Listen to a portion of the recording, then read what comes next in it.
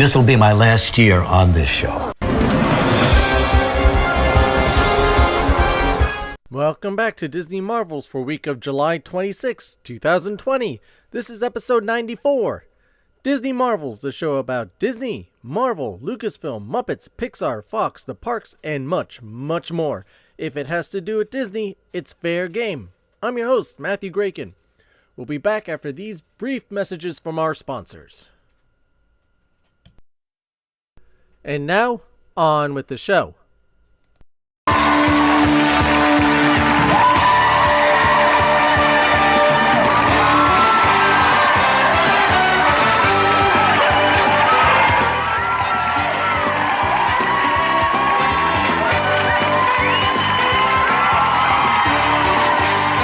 Coming next, it's Live with Regis and Kathy Lee.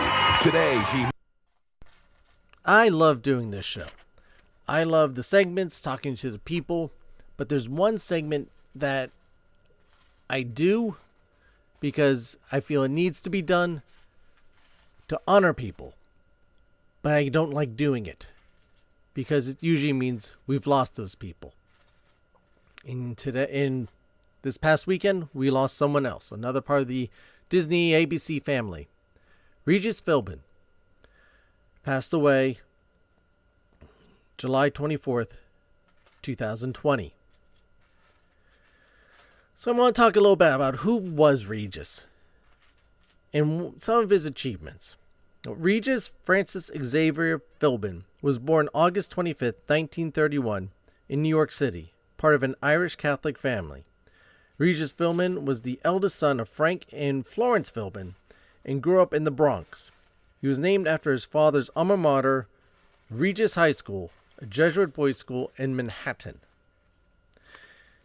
Regis also, he went to Notre Dame, the University of Notre Dame, the Fighting Irish, and then from there he went to serve in the U.S. Navy. After that, he began his jobs, small jobs, in television. Moved to Hollywood and did some gopher jobs, basically. He ran around and carried film canisters, or go-to boy, get me this, get me that. Like I said, a gopher type of job.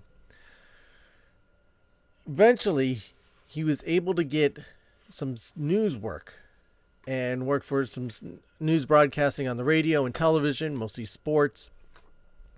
And eventually that would lead to some talk shows. Some of his initial talk shows. First one being the Regis Philbin Show on KGTV in San Diego. That's kind of where he began honing his craft, his personality, his on-screen presence.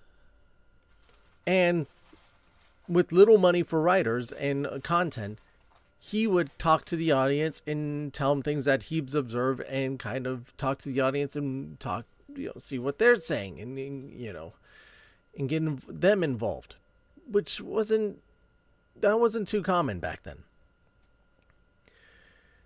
This would lead to other shows and other shows. He would eventually take over for Steve Allen on late night shows. Then finally he got his national exposure in '67 on the Joey Bishop Show. This show, as much as it brought him to the forefront, it got him on that national exposure, but he really did not like being on the Joey Bishop Show. And it's mostly because of his strong personality. I mean, if you watch Regis, you knew he was a strong personality. He was the one that was usually in control the jokes. Either the jokes was about someone else, the jokes were about him. He was the main focus. And for him not to be the main focus and be the butt of the jokes and constantly being the butt of the jokes, after a while, and this is not just for being a strong personality, but for anybody, that becomes old. That becomes tiring and something that you just wears on you. So he left that show and he got onto ABC. Well, the Joey Bishop Show was on ABC. He went on to some other shows on ABC, hosting The Neighbors, Almost Anything, Lifetime. He was on Lifetime channel, And eventually it became a syndicated show called the Regis Philbin Lifestyles, and even the Regis Philbin Show. But what really changed in his big mark came in 1983 when he joined Cindy Gravery on New York City's The Morning Show. But The Morning Show wasn't popular. Not too many people were watching it. And some things needed to change. Gravery left the show in 1985, was replaced by Kathy Lee Gifford. The show was renamed and rebranded Live with Regis and Kelly Lee. And the rest basically is history from there. The chemistry between the two took off. And the show became a national success and became nationally syndicated in 1988. Philbin in total received 7 Emmy nominations for being on this show.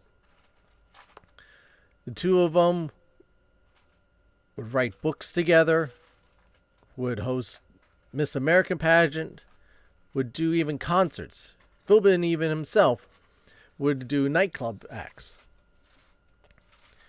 Later on, Philbin also, in 1999, became the host Who Wants to Be a Millionaire on ABC Primetime. Show was only supposed to air for 2 weeks. That's all. But it was so successful and so popular that they extended the show, and then they kept bringing it back, and it became a regular staple on ABC for a while. And you got several key phrases, key puns, not puns, but turn of phrases that came from that show. You know, him just shouting, "Who wants to be a millionaire?" Well, okay, that was popular enough. But one of the ones that it still sticks around, because I find myself still using it, is that your final answer? And that was Regis. And that still sticks. He also, during this time of Who Wants to Be a Millionaire, signed a deal with Disney for $20 million, the highest paid ever for a game show host. He won an award for Daytime Emmy for Outstanding Game Show Host. The show eventually in 2002 became into daytime syndication, and Philbin stepped away from that. He would return a couple of times to host Who Wants to Be a Super Millionaire, and even came back for the show's 10th anniversary in 2009 to host a few episodes.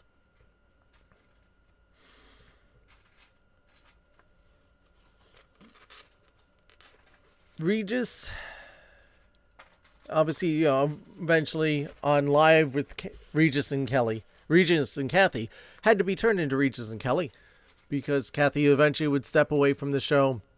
I think this was about 2000, and brought in Kelly Ripa from New Jersey. You have a New Yorker in New Jersey on national television talking to people.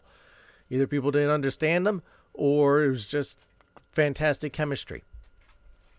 But they kept going at each other, and he actually won finally his Daytime Emmy Award for Outstanding Host. He would also go on to break the Guinness Book of World Records for most hours on camera.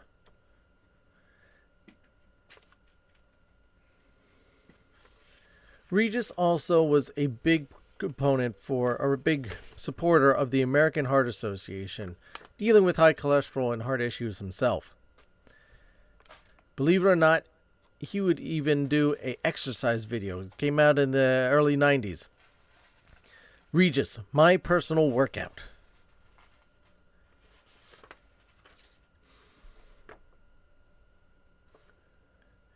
He was initially married to Kay Phelan from 1955 to 68. They had 2 children together. And then they separated. And then he would marry Joy Sense in 1970. And they stayed together till his passing. Many celebrities have spoken or said their piece about Regis, and I would like to read some of those to you. First of all, from Disney CEO Bob Chapek. Regis was a very special part of our Disney family for over half a century, and will be missed, and we'll miss him deeply. He was an amazing person, consummate entertainer, TV icon, and a true Disney legend. Our heartfelt condolences to Joy and the entire Philbin family. We are heartbroken to hear that a longtime colleague and friend, Regis Philbin, passed away at the age of 88. This is from Disney Executive Chairman Bob Iger. Regis graced us with warmth, humor, and self-deprecating wit, always bringing happiness to us all. Our heart goes out to Joy and to his family. Rest in peace, Regis. From the Live family collective, our hearts are broken to learn the news about Regis' passing. The Live family said in a statement, Regis originated Live as a local news broadcast back in 1983, and for more than 27 years he poured his heart and soul into the show.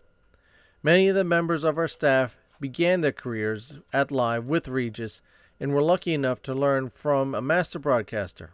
Our hearts go out to Joy and his family. Jimmy Kimmel even posted on Twitter, Regis was a great broadcaster and a good friend, and a tremendous amount of fun. He leaves behind a beautiful family and a TV legacy that will likely go unmatched. Regis, I hope our friend, Don Rickles, meets you at the pearly gates with open arms and a slew of insults you love so much.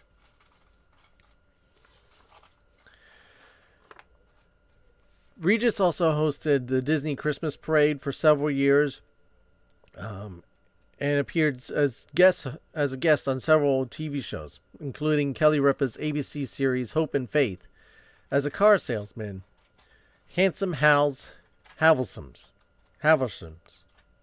whatever. He received a star on the Hollywood Walk of Fame in 2003. In 2008, received a Lifetime Achievement Award at the Daytime Emmys. In 2011, Regis was introduced as a Disney legend at the D23 Expo. Regis is survived by his daughter JJ Philbin and Joanne Philbin, whom he shared with his wife for 50 years, Joy Philbin, as well as a daughter, Amy Philbin, from his first marriage, and grandchildren, and his son Danny. Don't forget him. So what are some of your favorite Regis moments? There's so many. Like I said, having the Guinness Book of World Record for the most appearances, the longest, most time on television. There's so many. I enjoyed watching him on the Disney Christmas Parade, Disney Park Christmas Parade, Walt Disney World Christmas Parade, and then also Regis and Kelly. I really enjoyed. I didn't watch too much of Regis and Kathy Lee, but Regis and Kelly, I always got a kick out of watching him in the morning. It just helped me get the day going, usually with a smile. So Regis, here's to you.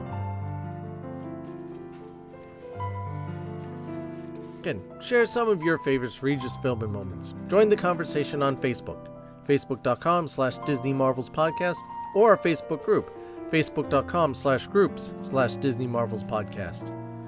You can also find Disney Marvels on the Twitter @Disney Marvels. You can email the show with your answers or suggestions for shows or questions about anything Disney to disneymarvels@gmail.com. Or you can even leave voice message. Tell us in person, what did Regis mean to you? Or anything else. You can do this over and through the Anchor app and website. Links to those are in the show notes, or I have all this.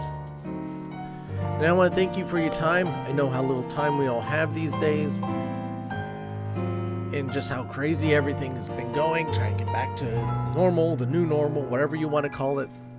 But the fact that you're spending some time with me and listening to this show means a lot. if I could just ask you to tell other people about the show. The more people we get listening to the show, the better, the easier it is to keep it going. Or also leave a rating. Go onto iTunes. We got a lot of 5-star ratings already. If we could keep that going, the more the better, because that iTunes, based on ratings, will promote a show more. This is free. You don't have to pay for any of that type of stuff. It just goes in automatically. All it takes is a moment. Go to iTunes, log in, hit the 5 stars. You can even write a review if you want, or suggestion, or you don't have to. Just click on the 5 stars. There you go. The more that the Disney family grows, the better. Walt Disney believed in a big family, and so do I. Speaking of which, if you have a few more moments, check out some of these other Disney shows. Like We're That Disney Family, Chat Disney, the Jim Hill Media News Network, Coffee with Kenobi, Love of the Mouse podcast, and so many more. So make sure to check them out. Don't forget to subscribe to the show while you're at it. This way you always know when new episodes are posted. But while you're at it, consider becoming a premium subscriber as well. You can do this over at anchor.fm/DisneyMarvels/support, or if you want to get some neat gifts by doing so, go to our Patreon page. Links are in the show notes. Remember, this show is brought to you by listeners like you. Whatever you're facing out there, whatever your challenges are, the burdens that are weighing in on your shoulder that seem to be taking over and just making life unbearable, just remember, do not give in to them. This too shall pass. You are worth it. You are strong enough to overcome anything. There is a light inside of you that you need to embrace. And by embracing it, the light will consume you and you can get through things. Be your own hero. Don't wait for somebody else to do it. Take that first step. Maybe a small step. But it is the first step. It is the first step of moving forward. Believe in yourself.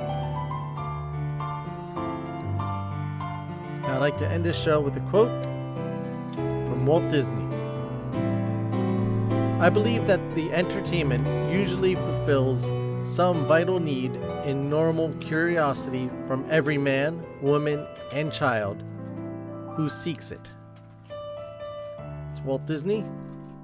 Thank you again for listening, and I'll see you next time.